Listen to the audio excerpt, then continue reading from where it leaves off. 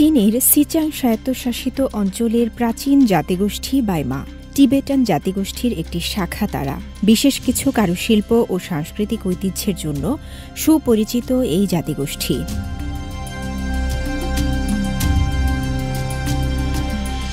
বাইমারা অতীতে পশুপালন, শিকার ও শস্য চাষ করে জীবন চালাত।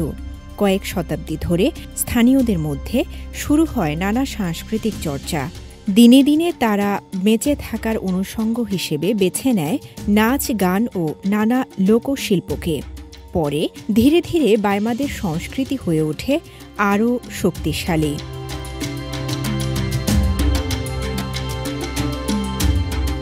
তবে প্রাচীন লোকসঙ্গীতের কথা, সুর এবং গাওয়ার কৌশলগুলোকে গভীরভাবে অনুধাবন করবে এমন তরুণের সংখ্যা কমছে দিন দিন।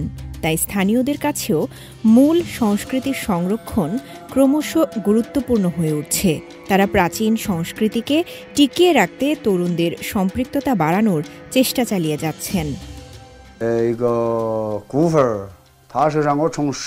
আমাদের বয়স ৬০ বছর পেরিয়ে গেছে। আমরা যদি আমাদের বাইমা সংস্কৃতিকে তরুণ প্রজন্মের মধ্যে জনপ্রিয় না করি, তবে তা বিলীন হয়ে যাবে।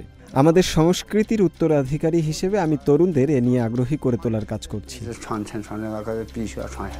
ঐতিহ্যবাহী পোশাকও বাইমা সংস্কৃতির অবিচ্ছেদ্য অংশ। হাজার বছর ধরে পোশাকের এই কারুশিল্প বিকশিত হয়েছে তাদের মাঝে। এখানকার টুপি স্থানীয়দের গুরুত্বপূর্ণ পরিচয় বহন করে। একটি টুপি তৈরি করতে সাধারণত ২ দিন সময় লাগে। টুপি তৈরির নৈপুণ্য দেখেই বোঝা যায় কারুশিল্পে তারা কতটা দক্ষ। বংশ পরম্পরায় পাওয়া একটি ঐতিহ্যবাহী গুণ এটি।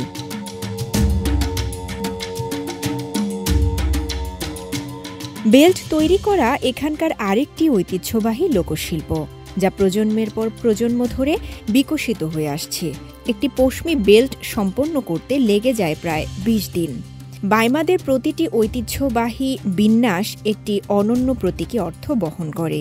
প্রতিটি বুনন এতটাই নিপুণ হাতে করা হয় যে কোনো ত্রুটির অবকাশ থাকে না।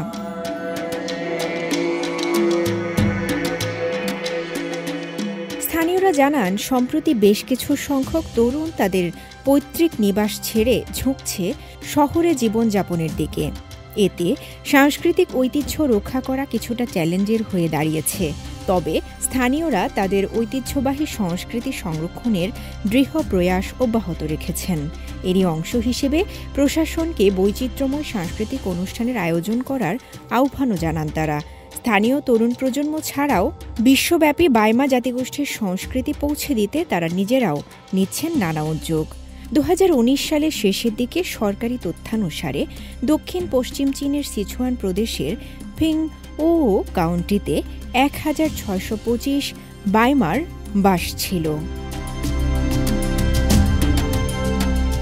রওজায়ে জাবিদা ঐশী, সিএমজি বাংলা।